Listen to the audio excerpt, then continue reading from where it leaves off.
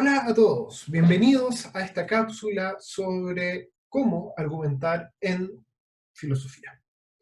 La idea de esta cápsula es ir analizando cómo hay que construir un discurso que sea lógico y que, por lo tanto, de esta forma podamos tener un diálogo que pese a tener argumentos que pueden ser controversiales, pese a tener argumentos que pueden estar o no de acuerdo, sí cumple con las exigencias básicas del criterio de la lógica y sí cumple con las exigencias básicas, por lo tanto, de un razonamiento que es válido. Para esto, entonces, vamos a tener que explicar, analizar y ver qué es un razonamiento inválido y, por lo tanto, ver cuál es la metodología, cuál es el método correcto para construir un discurso filosófico.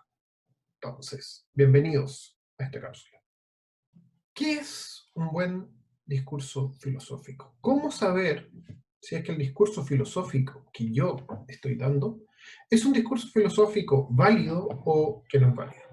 Lo primero que hay que tener en cuenta es que todo discurso filosófico se basa en el diálogo. ¿Qué es lo que quiere decir esto? Que aunque uno esté reflexionando individualmente en filosofía, uno siempre tiene que pensar que está dialogando con un otro que tiene otro punto de vista, que tiene otros intereses, que tiene otra forma de ver el mundo.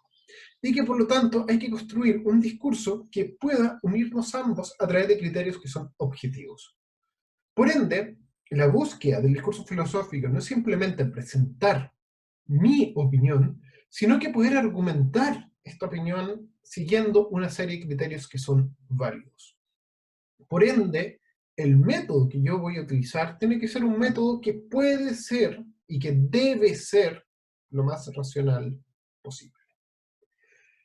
Para esto, entonces, hay que analizar dos problemas. El primer problema es el de la lógica externa de este discurso y, por ende, también de la lógica interna. ¿Qué es esto? Lo voy a explicar en unos minutos. Esto nos va a permitir saber si es que el razonamiento que estoy dando es un razonamiento que es válido o inválido. Y por último, esto me permite construir lo que es un discurso lógico. Entonces, ¿qué es la lógica externa? La lógica externa es algo bastante simple. Es que el argumento, el discurso, la tesis que estoy defendiendo sea una tesis que responda de forma correcta a el mundo externo a ese argumento. Por ejemplo, si yo hago un discurso filosófico planteando que el hombre simplemente porque ejerce su voluntad puede volar, ese discurso es obviamente ilógico, porque es imposible que un hombre solo porque piensa en volar va a poder volar.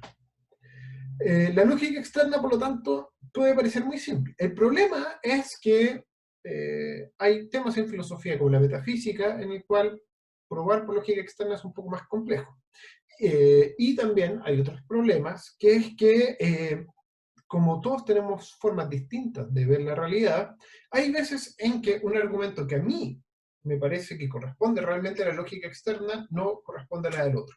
Por ende, la lógica externa requiere siempre estar pensando y tratar de conocer el mundo de la mejor forma. Ahora, la filosofía principalmente se basa en argumentos de lógica interna. ¿Qué es lo que quiere decir esto? Quiere decir que los argumentos que yo estoy dando no se contradicen entre sí. Por ejemplo, yo puedo partir de la premisa siguiente. Toda guerra es mala, por lo tanto, cualquier país que quiere ser un buen país nunca debe ir a la guerra.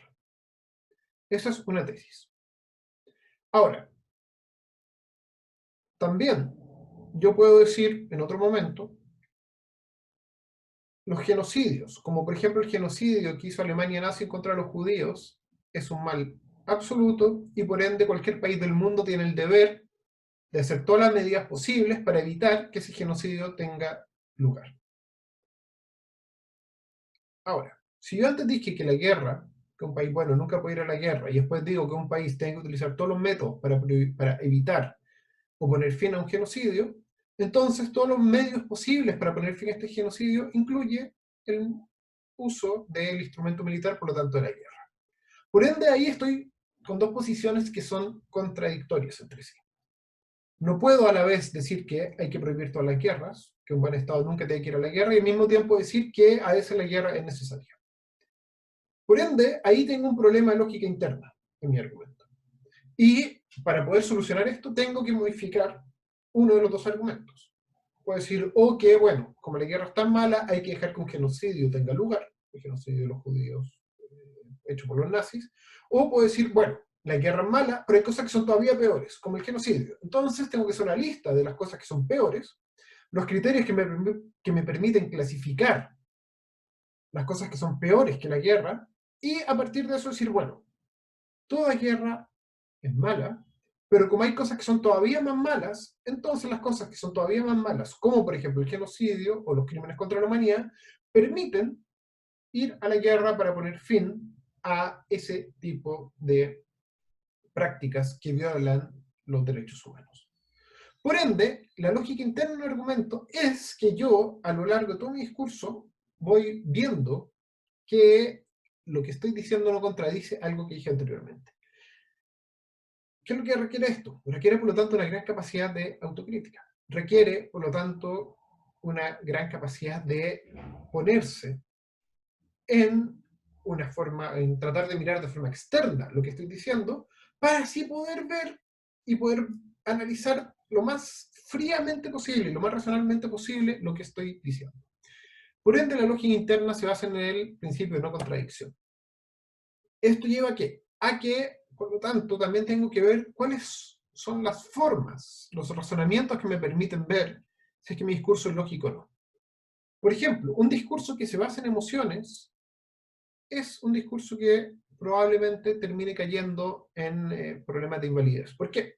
Porque mis emociones son distintas a las emociones del resto. Lo que a mí me conmueve va a ser distinto a lo que conmueve a otra persona. Lo que a mí me gusta va a ser distinto de lo que le gusta a otra persona.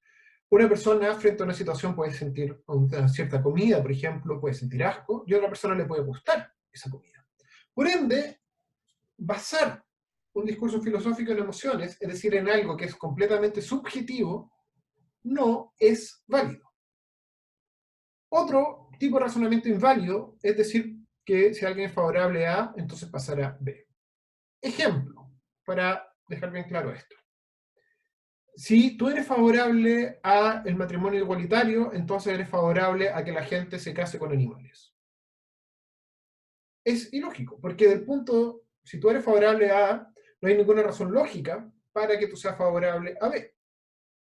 Por ende, hay que tener mucho cuidado con los razonamientos y con las refutaciones que parecen probar algo o que parecen establecer relaciones lógicas que en verdad no lo hacen.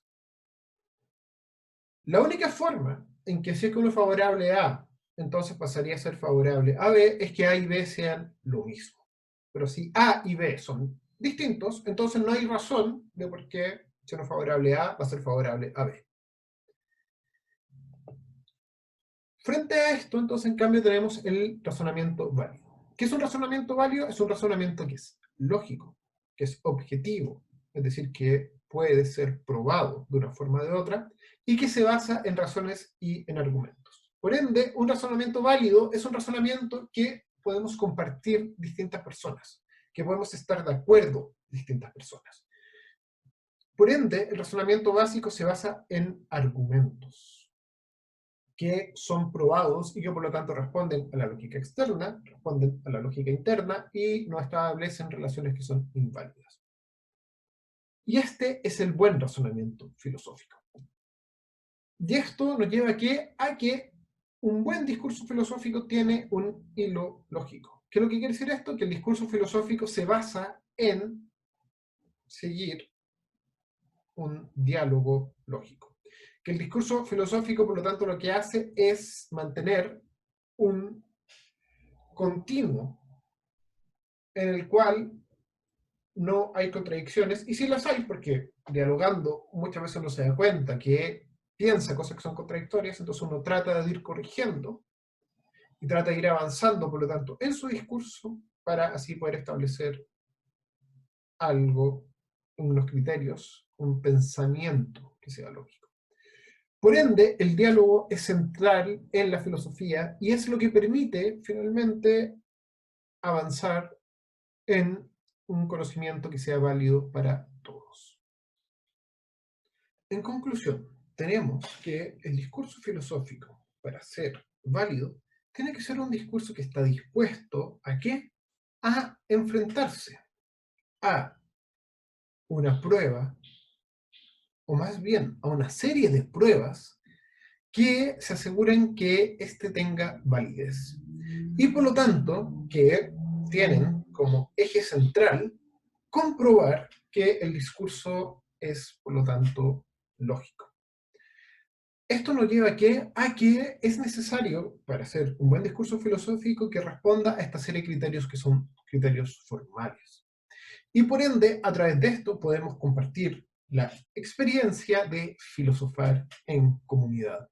Porque si no, lo único que hacemos es dialogar en torno a qué? A nuestras impresiones subjetivas y por lo tanto no estamos haciendo filosofía, sino que simplemente estamos dando opiniones que no se basan en nada más que en las sensaciones y los sentimientos que tenemos en el momento. La filosofía, por lo tanto, exige un acto continuo de reflexión y de debate para poder ser realmente filosofía. Muchas gracias. Espero que esta cápsula les haya gustado y les sea útil.